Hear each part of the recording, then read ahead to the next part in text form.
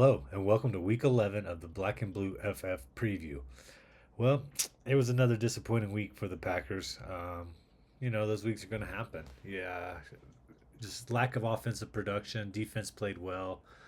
The Eagles are defending Super Bowl champs for a reason. They win those close games. Packers still not there. Matt LaFleur getting a lot of blame for the performance. Too many rushes, not enough passes with Jordan Love. He's getting really conservative. Maybe he just doesn't have the trust of what's available to him. Reed will hopefully come back around Thanksgiving. We'll see if he can make it back before then. But there's still great receivers over there, so I don't understand the loss. Philadelphia didn't have a shutdown defensive um, secondary unit, but their box is really well. We still chose to run against them, or try to run against them, I should say. So changing up the positions, a couple losses. Gotta try to, shake it up a little bit. Luckily, this week we have the New York Giants, but Jameis Winston could be starting, and that's more of a wild card. At least with Jackson Dart, we knew what we were getting. Winston, he could force a lot of turnovers. He could throw 5 touchdowns. But the offense has to get clicking against the Giants.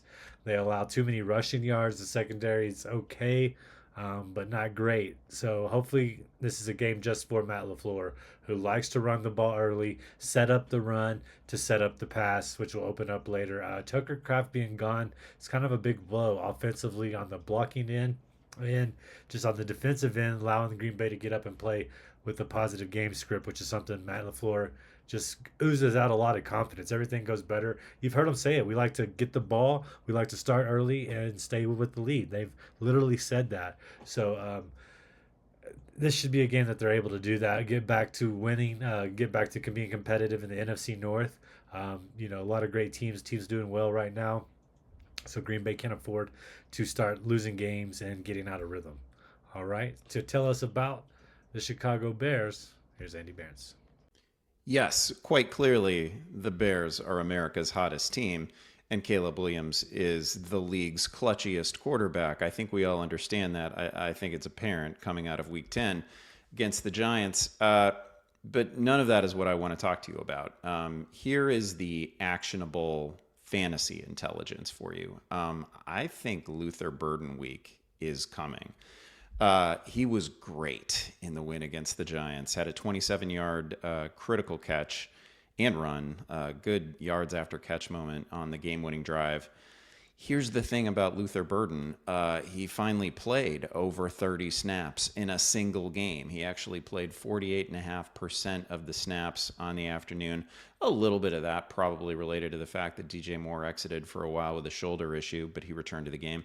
I think a lot of it, though, is that Burden is just absolutely balling right now. He looked great. You know who didn't look great? Almost everyone else. The Bears officially dropped 5 passes in the game. I think there were 2, 3 more that probably could have been classified as drops. They were at least semi-drops. So a rough game for everyone who wasn't one of their rookie pass catchers. Colston Loveland was great, and Burden caught all 3 of his targets. Coaches have really been gassing him up this week. We've been waiting for the Olamide Zaccheaus Luther Burden switch to finally flip, and I think that may happen in week 11. I think down the stretch, Luther Burden is really going to be a thing. What do I think about the Bears' fortunes? Well, come on. Again, hottest team in football. They are cruising. Let's go. Let's get another win, this time against the Vikings. What's up, everybody? Joe Carlton here, filling in for Greg Kellogg again on the Black and Blue Fantasy Preview. We're going to discuss the Detroit Lions once again.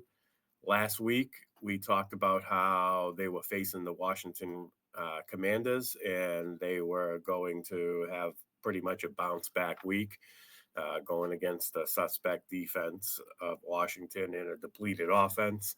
They ended up winning the game 44-22. Jared Goff had 320 yards passing and 3 touchdowns with no interceptions.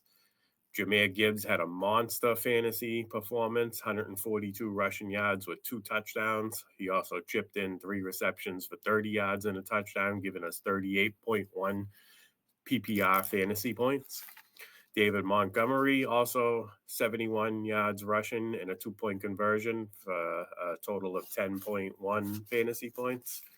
Wide receivers that I told you that we could trust, them, Amon-Ra St. Brown and J-Mo, Jamison Williams, both delivered. Amon-Ra with a a consistent floor game, 5 for 58, 1 touchdown, 16.8 fantasy points. Jamison Williams, 6 catches for 119 yards and a touchdown, giving us 23.9 PPR points. Since Dan Campbell has taken over the play calling, we mentioned that he wants to emphasize getting him more involved, to taking more shots downfield. And of course, that involves getting Jamison Williams more involved, and that's what we have seen. It'll be interesting to see if he continues to call the plays this week. If he does, obviously we like J-Mo again. Tight end Sam Laporta, 5 for 53, modest performance, but decent floor, 10.3 fantasy points. We talked about how the kicker has been a problem for Detroit. 3 for 3 on field goals, 3 for 4 on extra points. So he did miss an extra point, gave us 13.8 fantasy points. Still something that they need to button up, I would say, because missed extra points and botched field goals can sometimes be the difference in a game. So something to keep an eye on going forward. The defense, they held Washington to 22 points. They didn't have any turnovers, but they did have 2 sacks. So kind of a down game for the defense as far as fantasy goes, but they played well enough to get the win over Washington, beating them 44-22. So that's last week's review. We're going to touch on some injuries to watch this week for week 11. Sam Laporta and Aiden Hutchinson both missed practice today. I mean, again, it's just a Wednesday practice, so can't put too much water into it. You have to see how the Friday report looks. But Laporta with a back injury, Aiden Hutchinson elbow injury. He told the media that he expects to be out there in week 11. So I don't think we'll have to worry about his availability. They both are listed questionable to play. Cornerback Terran Arnold also suffered a concussion. He's already making steps in the right direction, so he's likely to clear protocol and play as well. An update on a couple of previous injuries. Good news here for the Detroit Lions defense. Edge Marcus Davenport returned to practice, signaling a step in the right direction that he's going to return to game action pretty soon, possibly any point in the next 2 to 3 weeks. Cornerback DJ Reed also, his practice window also opened. However, Dan Campbell says he may still be a couple of weeks away from returning to game action, although he DJ Reed himself feels like he's ready to go. So another one to keep an eye on in the next week or two. But either way, great news for the Detroit Lions defense. They're getting healthier as the season's going into the second half and coming down the stretch of all the important games. So yeah, good news for the Detroit Lions D. Moving on to this week's matchup, they have going to Philadelphia on Sunday night. They got the Sunday night primetime Sunday night football game. It's going to be a big NFC showdown matchup, possible NFC title preview. Over under is set at 46.5. It could go either way, in my opinion. It could be a shootout, or it might not. It all depends on who's got the upper hand in the game. So, my opinion, the keys for Detroit to win this game is to have Jahmyr Gibbs and David Montgomery involved heavily, early and often, to neutralize Philadelphia from putting pressure on Jared Goff. We know that Jared Goff is mid-average when he's got pressure on him, and Philadelphia's defense certainly good enough to complete the task at hand here. So they're gonna need Montgomery and Gibbs to have a big game on the ground. They're gonna have to establish that run game, keep the defense honest, and that's probably the best way they're going to open up the passing game, and then they're going to have to hit on their big plays. So if J-Mo is going to be involved again, he's got to hit on his big plays. If Laporte is used at all sparingly, maybe he's used in the red zone. Maybe they use him to just be a red zone target in this game. And St. Brown's gonna be a consistent underneath monster in this game where he might get 8 or 9 receptions. So those are basically my keys to Detroit winning this game, or at least being in it. We know Philadelphia is their defense is third in the NFL versus the tight end, so I don't expect Laporta to have a high volume game. That's why I mentioned him just being a red zone target. If he can be a red zone target or a decoy, and Dan Campbell can dial up something creative down there along the goal line. Maybe he gets one of the backup tight ends, to stream open, wide open in the back while the defense is focusing on Laporta. Something of that effect. But so, yeah, Philly tough against tight ends. Against quarterbacks and wide receivers, they're in the middle of the pack for the year. But as of late, they've been much better the last 4 weeks. They're inside the top 10 against quarterbacks and wide receivers. I think that has to do with their defense getting healthier, as well as them making key moves at the trade deadline to solidify the holes that they did have in their defense coming in, going through this season. They rank 22nd against the running back.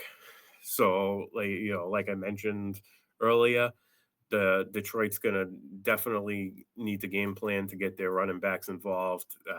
Philadelphia that's clearly the weakness of their defense, ranked 22nd. They are a little bit better in the last 4 weeks, more closer to the middle of the pack, 15th, 14th, in that range. But Detroit, they have to rely on their run game. So as far as fantasy football goes, players we can plug in our lineup that I trust in the lineup, I'm confident in starting both Jahmyr Gibbs and David Montgomery. David Montgomery as an RB2 or a flex, of course. I wouldn't, rely on Montgomery as an RB1 unless you're really that in that type of a situation. But I trust them both, as well as the Sun God, St. Brown. Like I said, I could see him easily getting 7 to 10 receptions in this game. Jameson Williams, I'd say he's flex worthy. Laporta's got the back injury. Philly's tough against the tight end. So if you're playing him as a flex, possibly a wide receiver 3, depending on your build, and if you have guys on bye week, if you have Michael Pittman or something, then you're probably definitely starting J-Mo if you roster both Pittman and Jameson Williams. So yeah, I like him as a flex. Jared Goff, though, I'm tempering expectations on him. Like I said, I don't see this game necessarily blowing up to make it to with the point where it's like 37-34 or 40-37. I could see this game staying in the 20s. The over-under I think is just right around 46.5. I'd leave it alone if I was trying to bet on that. Could go either way, but I think it's going to be right around that. So, if Detroit's running the ball and they're scoring touchdowns on the ground as opposed through the air, then I could see Goff having an average day. So if you have a good option paired with Goff, I would consider the other option based on matchup, of course. But not expecting a big 25-30 point game out of Goff. I think it's going to be closer to 16-21, maybe in that range. So temper expectations on Jared Goff. And that's pretty much it for the Detroit Lions. It's going to be a tough task for them to beat Philadelphia. I think they fall short ultimately in the end, but I'm supposed to be talking them up, Detroit Lions, for Greg Kellogg. So if they follow my keys to the game, and then they'll have a pretty good chance at knocking them off. So that's pretty much it for the Detroit Lions. I'm going to pass it over to JC, and he's going to talk about the Minnesota Vikings. What's up, everybody? This is JC from the Sports Affiliation, and I'm here today and talk a little Vikings. Another loss, right? Another loss. Just like I said in last week's show, Vikes need to absolutely be perfect, or they will lose this game. I talked about how McCarthy needed to be better than he was against the Lions in order to win this game against the Ravens. I said the Vikings only won due to the Lions beating themselves. Well, you know, JJ McCarthy is in this Vikings offense. We're not better. McCarthy, had more attempts than he's ever had in the NFL career. Yes, but oof. Let's actually get down to his stat line and talk a little bit about the film, right?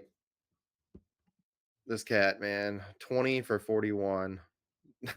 Not good. Ton of attempts, right? But not good. 248 pass yards. Once again, another career high for McCarthy, but one touchdown, two interceptions. Not great. He was the highest rusher on the field this past week too, with 48 rush yards. QBR rating though, man, 54.5. And like I said, his second worst in his career. He's only played in 4 games, or I should say, right, 4 games. And honestly, yeah, he's flashed. But let's just break down this week a little bit. 8 false starts, right? That is not okay. He's got to get that together. He's got to get his cadence down. He's got to get his snap count down. Yeah, a lot of people on his offensive line are jumping. It's not good. It doesn't look great, and it's definitely causing a lot of issues for this offense. You can't win when you having to move the ball backwards. The next thing I want to talk about is his tip balls. 6 tip thrown balls. This is not acceptable. The way he throws the ball is just like it's almost like a fastball. He throws it low and fast, and defenders are easily be able to get up there in his face and tip those balls down, and it's stopping these drives, and it doesn't look great.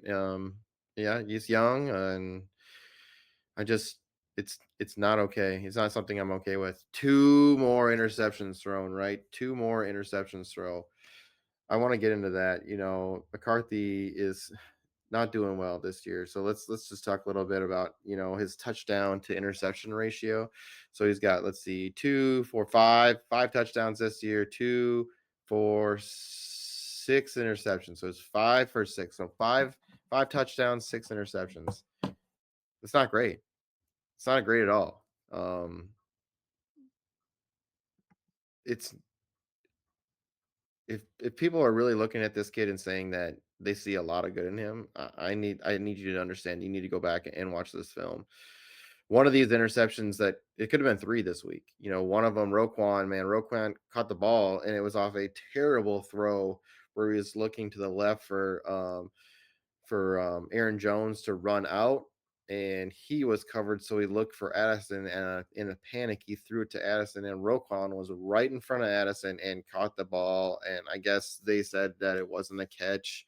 Looked like a catch to me, but they called it back. But yeah, that could have been 3 interceptions this week, but it's unacceptable. It's not acceptable. I definitely want to talk about something else here. Vikings fans who like worship the ground that McCarthy walks on, need to take a step back and actually watch this kid play. On the majority of throwing plays, he turns his head and he turns his shoulders away from the ball.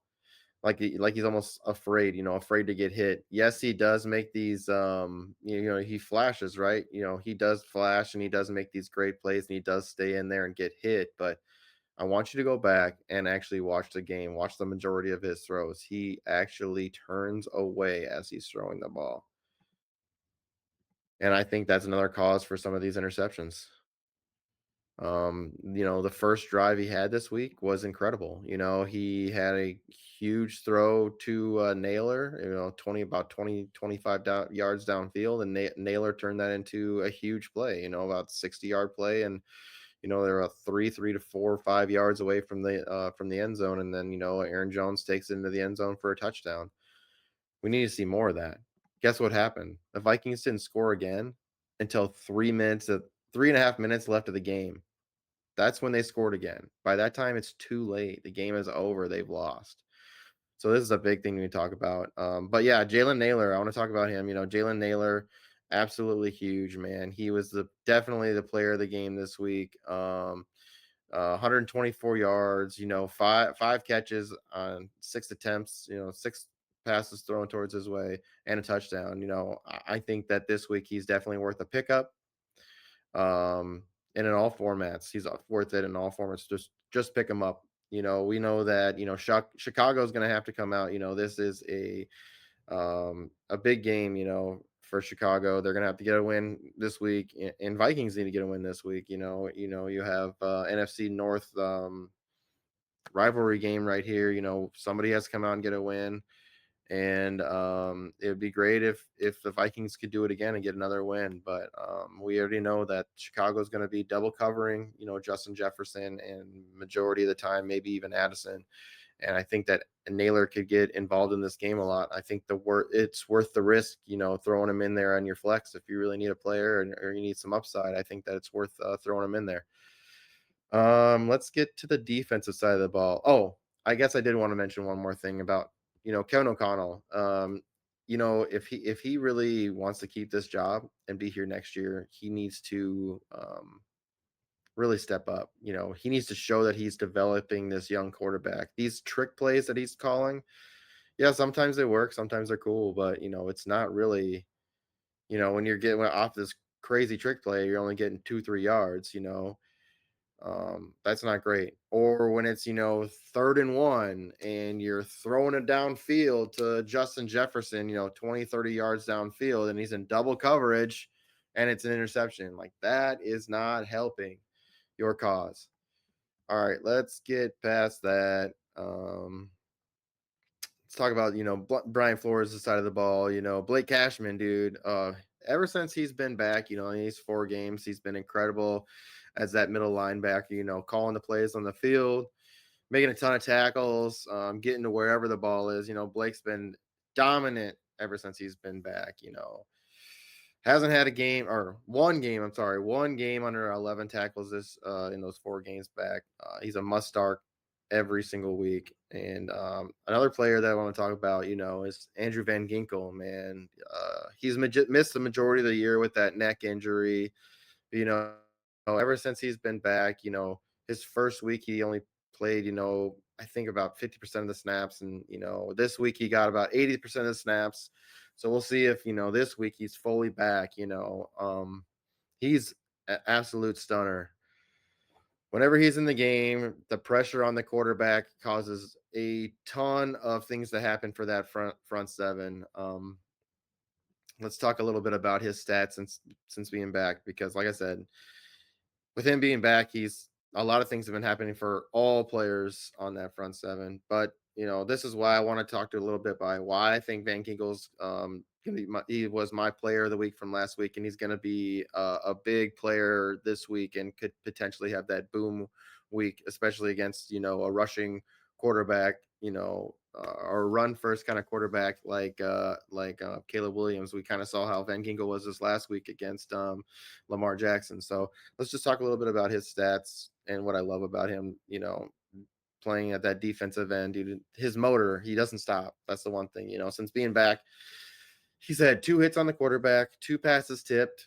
2 passes from this past week tipped. He's getting in the face of the quarterback. He's making things happen. 3 assisted tackles, 3 solo tackles, and a tackle for a loss. So he's making a lot of things happen in these last 2 games. He's just everywhere. And I think this week he's going to have a boom game. Like I said, you need to be starting him and you need to be starting Cashman this week. They're both going to be incredible. But let's just talk a little bit about what I think is going to happen in this game. Honestly, the true outcome of this game once again depends on the Vikings offense. If they can't move the ball through the air against this bad Chicago secondary, then we're doomed. We're doomed to rely on the Vikings' terrible secondary to step up, and we already know how bad they've been. They've allowed a ton of a ton of balls to go through the air and a lot of touchdowns. So we know if McCarthy can get out there and give us a chance, and TS, by stop making these elementary mistakes. Can't have these false starts. Can't have these interceptions. You got to clean up those throws. Like give our defense an opportunity to be strong. Let them be well rested. Give them an opportunity to bring some doom down on Caleb Williams. If McCarthy can be better than he's been, right? If he can clean up some of this stuff and score some touchdowns, or make these, get us into the end zone, get us opportunities for Aaron Jones to score, or give us more opportunities to kick field goals. Our defense can, be more well rested and get out there and get these stops. Our front seven will get to Caleb. They're going to slow him down. They're going to slow this game down. But so if McCarthy can be better, our team can succeed. That's all I'm going to say. But anyways, Skull Vikings, like I say every single week, it's tough being a Vikings fan. We got another NFC North, challenge here. If we can get a win, that definitely helps us, especially when we have to get to the seeding for the playoffs. But we got to get wins. But I'm out of here. I'm JC. And, this has been an awesome opportunity getting to work with some great people. I know Greg Kellogg's going to be back next week. Man, Joe filling in's been absolutely awesome. We appreciate him filling in. I want to say thanks a lot to Iggy and Andy Behrens. This has been an awesome project. The Black and Blue Fantasy Football Preview Show every single week covering the NFC North. Make sure you guys make sure you guys subscribe to the YouTube channel. Check out the website, sportsaffiliation.com. There's a ton of articles coming out all the time now. So get over there, get subscribed. Also, check out the Discord. The Sports Affiliation Discord is going to be popping. We're talking a lot about what's going on throughout the year in football. We also got basketball going on over there as well. So come check us out. But I'm out of here. Peace.